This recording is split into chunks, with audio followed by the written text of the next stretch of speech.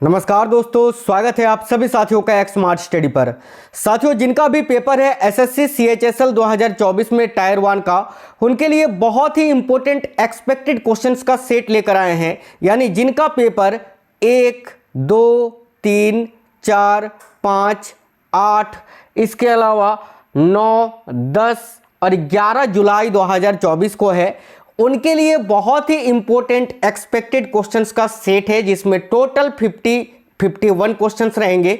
तो आज का ये क्लास आपको कंप्लीट देखना है, क्योंकि इस वीडियो में बहुत ही इंपॉर्टेंट एक्सपेक्टेड क्वेश्चंस देखेंगे स्टैटिक जीके के। तो चलिए बिना देरी किए डायरेक्टली क्लास को शुरू करते हैं, देखते हैं क्वेश्चंस। आप सभी से रिक्वेस्ट है, वीडियो को एक लाइक जरूर कर दीजिए, इस क्लास को अपने दोस्तों के साथ जरूर शेयर करिएगा। आप में से कोई भी साथी नए हैं, चैनल सब्सक्राइब करके बेल आइकन को ऑन कर लेना, क्योंकि अभी हर एक दिन का हर एक शिफ्ट का प्रॉपर आपको 100% रियल क्वेश्चंस का एनालिसिस भी करवाएंगे। तो चलिए देखते हैं क्वेश्चंस। और आज के क्लास का पहला क्वेश्चन है, फीफा वर्ल्ड कप किस खेल से संबंधित है। ध्यान से देखिए, बहुत ही अच्छा क्वेश्चन है।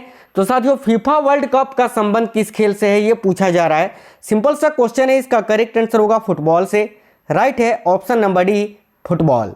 अगला क्वेश्चन है, महाराजा रंजीत सिंह गोल्ड कप किस खेल से संबंधित है। तो देखिए, महाराजा रंजीत सिंह गोल्ड कप ये किस खेल से संबंधित है, याद रखिएगा हॉकी से। ठीक है, महाराजा रंजीत सिंह गोल्ड कप किस खेल से संबंधित है, तो याद रखिएगा हॉकी खेल से। आगे देखिए, अगला क्वेश्चन है, अमृत दीवान कप किस खेल से संबंधित है। ध्यान से देखिएगा, अमृत दीवान कप किस खेल से संबंधित है, तो करेक्ट आएगा ऑप्शन नंबर ए, बैडमिंटन से। नेक्स्ट क्वेश्चन देखते हैं, निम्नलिखित में से विषम खिलाड़ी कौन है। यानी 3 तो किसी एक खेल से संबंधित है, बाकी एक जो है दूसरे खेल से संबंधित है, वही आपको चुनना है। तो देखिए, सचिन तेंदुलकर क्रिकेट से संबंधित है, सुनील गावस्कर क्रिकेट से संबंधित है, विजय हजारे क्रिकेट से संबंधित है। लेकिन नारायण कार्तिकेयन जो है, ये क्रिकेट से नहीं बल्कि ये फॉर्मूला 1 कार रेसिंग से संबंधित है, कार रेसिंग से। तो ये अलग है, तो यही आपका करेक्ट आएगा ऑप्शन नंबर सी। अगला क्वेश्चन है, देखिए, सगमुगम वेंकटेश निम्नलिखित में से किस खेल के उत्कृष्ट खिलाड़ी हैं। तो साथियों, सगमुगम वेंकटेश निम्नलिखित में से किस खेल के उत्कृष्ट खिलाड़ी हैं, तो याद रखना है करेक्ट आएगा ऑप्शन नंबर सी, फुटबॉल के। फुटबॉल यहां आपका करेक्ट आंसर होगा। अगला, निम्नलिखित में से कौन सा खिलाड़ी बैडमिंटन से संबंधित नहीं है। देखिए, इनमें से कौन सा खिलाड़ी है जो कि बैडमिंटन से संबंधित नहीं है। तो भाई ध्यान से देखिए, काफी अच्छा क्वेश्चन है। ठीक है, जैसे कि देखिए, नंदू नाटेकर ये बैडमिंटन से संबंधित है, सेदद मोदी ये भी बैडमिंटन से संबंधित है, दीपू घोष ये भी बैडमिंटन से संबंधित हैं। लेकिन नरेश कुमार जो है ना साथियों, नरेश कुमार का संबंध जो है ये टेनिस से है। किससे है, टेनिस से। तो ये बैडमिंटन से संबंधित नहीं है, तो यहाँ आपका करेक्ट आएगा option number A, Naresh Kumar. ठीक है, चलिए आगे देखिए, नेक्स्ट क्वेश्चन है, साइना नेहवाल किस खेल से जुड़ी हुई हैं। तो साथियों, साइना नेहवाल किस खेल से जुड़ी हैं, तो करेक्ट आंसर हो जाएगा ऑप्शन नंबर ए, बैडमिंटन से। बैडमिंटन यहां करेक्ट आंसर हो जाएगा। अगला, भाग्यश्री थिप्से का नाम किस खेल से जुड़ा है। ध्यान से देखिए, भाग्यश्री थिप्से का नाम किस खेल से जुड़ा हुआ है, करेक्ट आएगा ऑप्शन नंबर सी, शतरंज से। अगला है, टाइगर वुड किस खेल से संबंधित है। तो भाई टाइगर वुड का संबंध किस खेल से है। देखिए, काफी अच्छा क्वेश्चन है, बहुत ज्यादा पूछा जाता है, याद रखिएगा गोल्फ से। Option number C correct answer होगा, गोल्फ। आगे देखिए, भारत में हरित क्रांति की शुरुआत के समय प्रधानमंत्री कौन थे। तो भाई जिस वक्त भारत में हरित क्रांति की शुरुआत हुई थी, ठीक है, 1960-70 के दशक में, उस समय भारत के प्रधानमंत्री कौन थे। तो ध्यान से देखिए, करेक्ट आंसर हो जाएगा option number B, Lal Bahadur Shastri. ठीक है, और भारत में हरित क्रांति की शुरुआत 1966-67 में हुई थी। ठीक है, ये भी आपको याद रखना है। तो अगर आपसे ये पूछे कि भारत में हरित क्रांति की शुरुआत के समय प्रधानमंत्री कौन थे, तो लाल बहादुर शास्त्री याद रखना है। अगला, भारत में हरित क्रांति दिवस किस तिथि को मनाया जाता है। बहुत ही इंपॉर्टेंट क्वेश्चन है। तो साथियों देखिए, भारत में प्रत्येक वर्ष हरित क्रांति दिवस 25 मार्च को मनाया जाता है? याद रखिएगा ऑप्शन नंबर डी, 25 मार्च को प्रत्येक वर्ष भारत में हरित क्रांति दिवस मनाया जाता है। साथियों, अगर आपसे पेपर में पूछे भारत में हरित क्रांति की शुरुआत किसने की थी, तो एम.एस. स्वामीनाथन जी ने, याद रखिएगा। आगे देखिए अगला है, भारत में हरित क्रांति के लाभ केवल किस फसल तक सीमित थे? तो भाई भारत में हरित क्रांति के लाभ केवल जो है ना गेहूं और चावल, ठीक है, गेहूं और चावल तक ही सीमित थे। करेक्ट आएगा ऑप्शन नंबर ए, गेहूं और चावल। अगला है, 2011 की जनगणना के अनुसार भारत का कौन सा प्रदेश ऐसा है जहां स्त्रियों की संख्या पुरुषों से अधिक है? काफी अच्छा क्वेश्चन है। तो देखिए 2011 की जनगणना के अनुसार भारत का कौन सा प्रदेश ऐसा है जहां स्त्रियों की संख्या पुरुषों से अधिक है? याद रखिएगा करेक्ट आएगा Kerala. Option number A right है, केरल। अगला, भारत में 10 वर्षीय जनगणना विधिवत रूप से किस वर्ष से आरंभ हुआ? तो भाई भारत में 10 वर्षीय जनगणना जो है ना ये विधिवत रूप से किस वर्ष से आरंभ हुआ, यही पूछा जा रहा है। याद रखिए 1881 से। किसके समय से? तो याद रखिए लॉर्ड रिपन के समय से, ठीक है, लॉर्ड रिपन के समय से। 2011 में जो राष्ट्रीय जनगणना हुई थी वो साथियों 15वीं राष्ट्रीय जनगणना थी, ये भी याद रखना। आगे देखिए अगला है, निम्नलिखित में से किस एक राज्य में साक्षरता का स्तर सर्वोच्च है? यानी ये जो 4 राज्य आपको दिख रहे हैं इनमें से कौन सा राज्य है जिसकी साक्षरता दर सबसे अधिक है? तो देखिए करेक्ट आएगा ऑप्शन नंबर ए, मिजोरम की। और साथियों ऐसे अगर आपसे पूछे कि भारत का सबसे अधिक साक्षर राज्य कौन सा है, तो याद रखिएगा भारत का सबसे अधिक साक्षर राज्य आपका कौन सा है, यानी भारत का कौन सा राज्य है जहां पर सबसे अधिक लोग जो है वो पढ़े लिखे हैं? तो भाई याद रखिएगा केरल का, ठीक है, केरल का साक्षरता दर सबसे अधिक है। आगे देखिए, भारत में शास्त्रीय नृत्यों के कितने प्रकार पाए जाते हैं? यानी भारत में कुल कितने शास्त्रीय नृत्य हैं? तो देखिए करेक्ट आंसर यहाँ आपका क्या हो जाएगा, तो याद रखिएगा 8। याद रखिए अगर आपको ऐसा क्वेश्चन में पूछे कि छौ को मिलाकर भारत में कितने शास्त्रीय नृत्य हैं, तो फिर न हो जाएगा, क्योंकि छौ जो है ये साथियों अर्ध शास्त्रीय नृत्य है, पूर्ण नहीं। भारत में केवल 8 प्रकार के ही पूर्ण शास्त्रीय नृत्य हैं, ये आपको याद रखना है। अगला क्वेश्चन है, निम्नलिखित में से कौन एक उत्तर भारतीय नृत्य है? यानी इनमें से कौन सा एक उत्तर भारत का नृत्य है? तो भाई देखिए यहाँ आपका करेक्ट आएगा Kathak. Option number A correct आएगा कथक, जो कि उत्तर भारत का शास्त्रीय नृत्य है। नेक्स्ट क्वेश्चन है, निम्नलिखित में से कौन सुमेलित है? यानी इन चारों में से कोई एक जोड़ा सही है, ये आपको बताना है। इधर आपको शास्त्रीय नृत्य दिया हुआ है और इधर संबंधित राज्य। तो देखिए भारतनाट्यम आंध्र प्रदेश लिखा हुआ है, ये गलत है। कुचिपुड़ी मध्य प्रदेश लिखा है, ये भी गलत है। कथकली केरल लिखा हुआ है, ये बिल्कुल सही है। कथक तमिलनाडु लिखा हुआ है, ये गलत है। तो इसका राइट आंसर होगा ऑप्शन नंबर सी, कथकली, ये केरल का शास्त्रीय नृत्य है। बाकी आपको सब कुछ बता देते हैं। देखिए साथियों भारतनाट्यम जो है ना ये तमिलनाडु राज्य का शास्त्रीय नृत्य है, ठीक है। कुचिपुड़ी जो है ये आंध्र प्रदेश का शास्त्रीय नृत्य है। बाकी कथक की बात करें तो कथक जो है ये नॉर्थ इंडिया यानी उत्तर प्रदेश या उत्तर भारत का शास्त्रीय नृत्य है। कथकली तो केरल का है, ठीक है। तो याद रखना ये जोड़ा गलत दिया हुआ था, यहाँ पर ऑप्शन नंबर सी ही केवल सही है, यही आपका राइट आंसर होगा। आगे देखिए, बौद्धों द्वारा बुरी आत्माओं से बचने के लिए किया जाने वाला इनमें से कौन सा नृत्य है जो हिमाचल प्रदेश का एक नृत्य रूप है? तो भाई बौद्धों के द्वारा बुरी आत्माओं से बचने के लिए कौन सा नृत्य किया जाता है? साथियों याद रखना छम नृत्य। छम नृत्य जो कि हिमाचल प्रदेश का एक नृत्य रूप है, ये भी आपको याद रखना है, छम। आगे देखिए अगला है थोड़ा खेल नृत्य निम्नलिखित में से किस राज्य से संबंधित है? काफी अच्छा क्वेश्चन है। तो भाई थोड़ा जो कि एक खेल नृत्य है और ये किस राज्य से संबंधित है? याद रखिए ये भी हिमाचल प्रदेश से संबंधित है। Option number D right answer है। अगला है देखिए सिक्किम का इनमें से कौन सा एक सिक्किम का एक समूह लोक नृत्य है जिसे सिक्किमी लोग के संरक्षण आराध्य माउंट कंचनजंगा या कंचनजंगा के सम्मान में प्रस्तुत किया जाता है? तो साथियों देखिएगा कंचनजंगा के सम्मान में प्रस्तुत किया जाने वाला सिक्किम के लोगों के द्वारा किया जाने वाला समूह लोक नृत्य इनमें से कौन सा है? तो याद रखना चूफाट। देखिए करेक्ट आएगा ऑप्शन नंबर सी चूफाट, याद रखना बहुत ही इंपॉर्टेंट क्वेश्चन है। अगला क्वेश्चन है प्राचीन पंजाब के लोकगीतों से उत्पन्न इनमें से कौन सा एक लोकगीत है जिसमें अक्सर एक प्रेमी की व्यथा को दर्शाया जाता है। बहुत ही अच्छा क्वेश्चन है।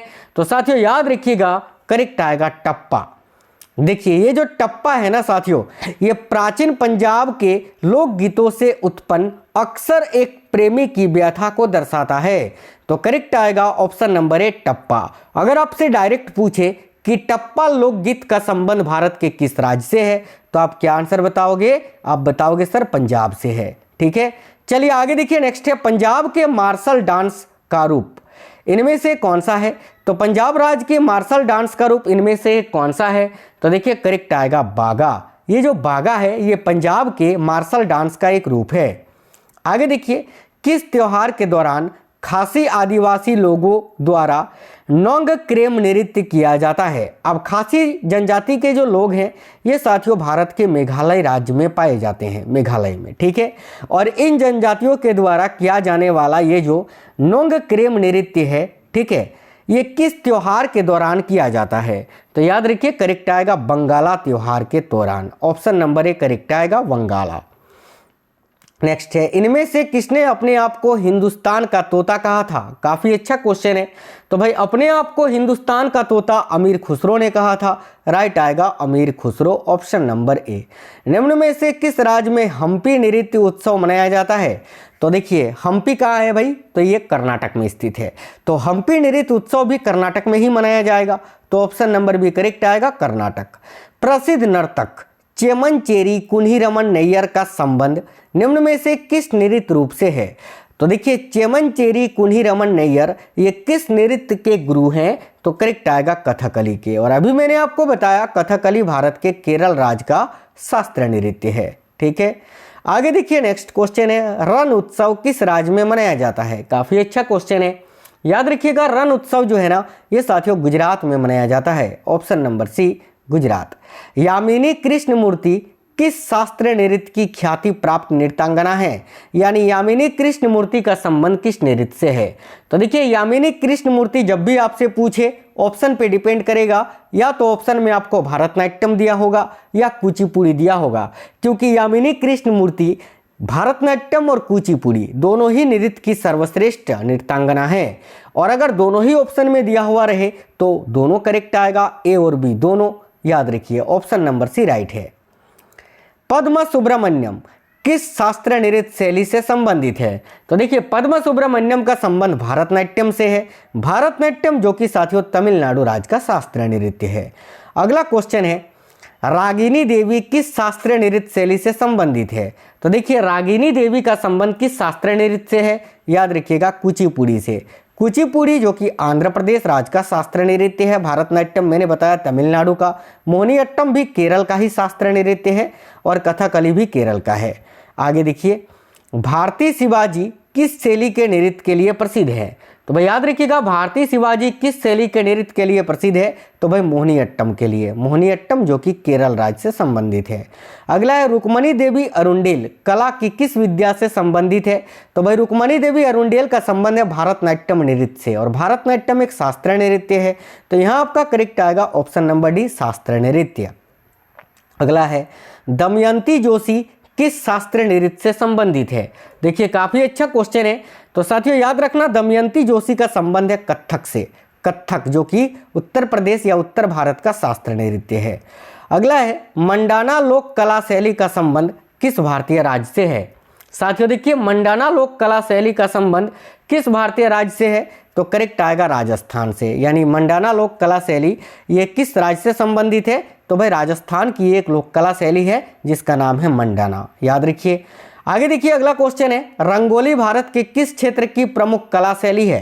तो रंगोली की बात करें तो ये महाराष्ट्र राज्य की एक प्रमुख कला शैली है। साथियों आप लोग वीडियो को लाइक जरूर करते चलिएगा और देखिए इस वीडियो को अपने ज़्यादा से ज़्यादा दोस्तों तक जरूर शेयर करना। अगला है बिंबावती देवी किस प्रकार के नृत्य के लिए सुविख्यात है? तो भाई बिंबावती देवी ये किस प्रकार के नृत्य के लिए सुविख्यात है? तो याद रखिए मणिपुरी नृत्य के लिए। मणिपुरी जो कि मणिपुर राज्य का एक शास्त्रीय नृत्य है।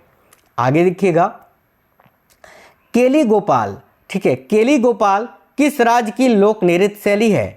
तो केली गोपाल की बात करें तो ये किस राज्य की लोक नृत्य शैली है? तो याद रखिएगा असम राज्य की। साथियों, लोक नृत्य, शास्त्र नृत्य, उनसे संबंधित व्यक्ति, इससे आपको कूट कूट के भर भर के क्वेश्चंस पूछे जाएंगे।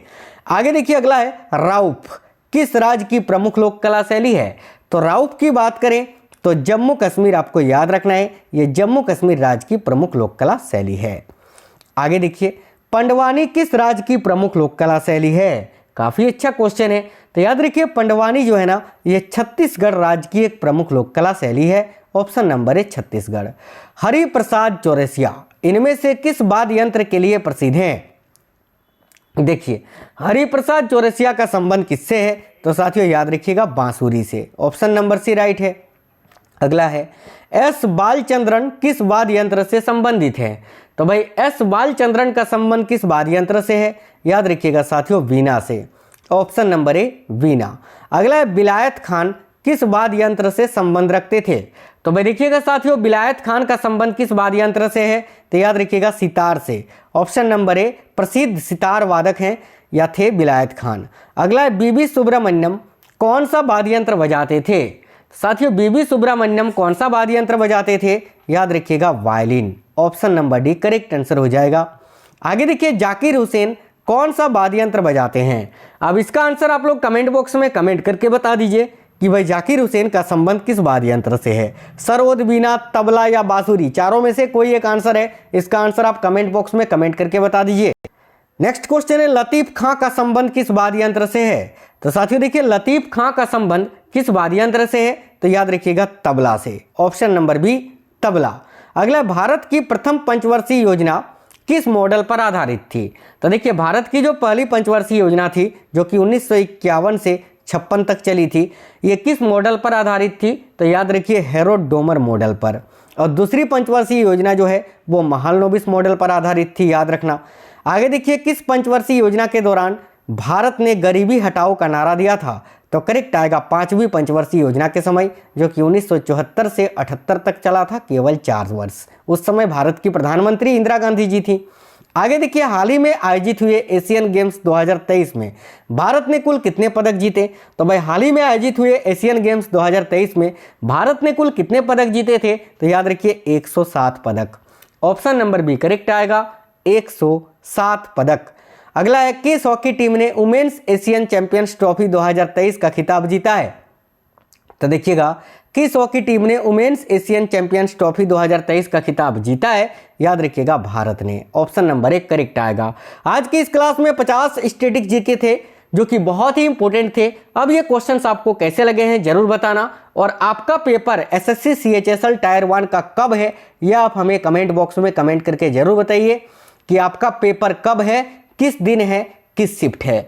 तो मिलेंगे आपसे नेक्स्ट वीडियो में। इस वीडियो को लाइक कर देना, ज़्यादा से ज़्यादा दोस्तों तक शेयर करना। आप में से कोई भी साथी नए हैं, चैनल सब्सक्राइब करके बेल आइकन जरूर ऑन कर लीजिएगा। आपको अभी हर एक दिन का हर एक शिफ्ट का प्रॉपर तरीके से एनालिसिस भी करवाएंगे, तो चैनल सब्सक्राइब करके बेल आइकन ऑन कर रखना, इससे आपको सारे क्लास का नोटिफिकेशन आएगा। मिलते हैं नेक्स्ट वीडियो में। जय हिंद साथियों, वंदे मातरम।